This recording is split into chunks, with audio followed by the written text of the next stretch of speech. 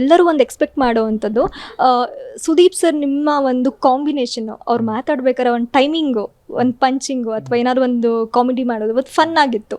ಇವರಿಬ್ಬರು ಒಂದೇ ಸಿನಿಮಾದಲ್ಲಿ ಕಾಣಿಸ್ಕೊಂಡ್ರೆ ಚೆನ್ನಾಗಿರುತ್ತೆ ಅನ್ನುವಂಥದ್ದು ಫ್ಯಾನ್ಸ್ ಒಂದು ಎಕ್ಸ್ಪೆಕ್ಟೇಷನ್ ಸರ್. ಸೊ ಇದ್ರ ಬಗ್ಗೆ ಮೇಡಮ್, ಅವರು ಸಿನಿಮಾಲಿ ನಾನು ಕಾಣಿಸ್ಕೊಳೋಷ್ಟು ದೊಡ್ಡ ವ್ಯಕ್ತಿ ನಾನಲ್ಲ. ಸುದೀಪ್ ಸರ್ರು ಅಕಸ್ಮಾತ್ ಏನಾದರೂ ನನಗೆ ಆಫರ್ ಕೊಟ್ಟರೆ ಒಂದು ಪಾಸಿಂಗ್ ಶಾಟಲ್ಲಿ ಪಾಸ್ ಆಗಿಬಿಡ್ತೀನಿ. ನನಗೆ ಆ ಭಾಗ್ಯ ಸಾಕು. ಸುದೀಪ್ ಸರ್ರು ನಾವೆಲ್ಲ ಅವ್ರನ್ನ ದೇವ್ರ ಥರ ನೋಡ್ತೀವಿ. ಅವ್ರ ಜೊತೆ ನಾನು ಈಕ್ವಲ್ ಆಗಿ ನಿಂತ್ಕೊಂಡು ಸ್ಕ್ರೀನ್ ಶೇರ್ ಮಾಡೋ ಅನ್ನೋ ದುರಾಸೆ ನನಗಿಲ್ಲ. ಆ ಮಟ್ಟಕ್ಕೆ ಬೆಳೆದ್ರೂ ಏನೋ ಒಂದು ಸ್ವಲ್ಪ ಸೈಡಲ್ಲಿ ನಿಂತ್ಕೊಂಡು ಮಾಡ್ತೀನಿ ಹೊರತು ಬಿಕಾಸ್ ಅವ್ರ ಮುಂದೆ ನಿಂತ್ಕೊಂಡು ಮಾಡೋ ತಾಕತ್ತು ನನಗಿಲ್ಲ. ಸೊ ಸಿಕ್ಕಿದ್ರೆ ಮಾಡ್ತೀನಿ ಮೇಡಮ್, ಡೆಫಿನೆಟಾಗಿ.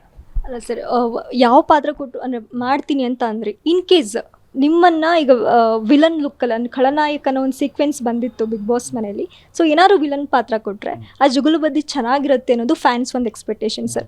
ಸಿಕ್ಕಿದ್ರೆ ಮಾಡ್ತೀರಾ ಸರ್? ಮೇಡಮ್, ಏನೋ ಒಂದು ಚಿಕ್ಕ ಮಾತುಕತೆ ಆಗಿದೆ, ಅದೊಂದು ಚಿಕ್ಕ ಮಾತಿದೆ, ಒಂದು ಚಿಕ್ಕ ಪಾತ್ರ. ಅದು ಸರ್ಪ್ರೈಸ್ ಆಗಿರಲಿ ಮೇಡಮ್, ಸರ್ಪ್ರೈಸ್ ಆಗಿ ಬರ್ತೀವಿ, ಚೆನ್ನಾಗಿರುತ್ತೆ.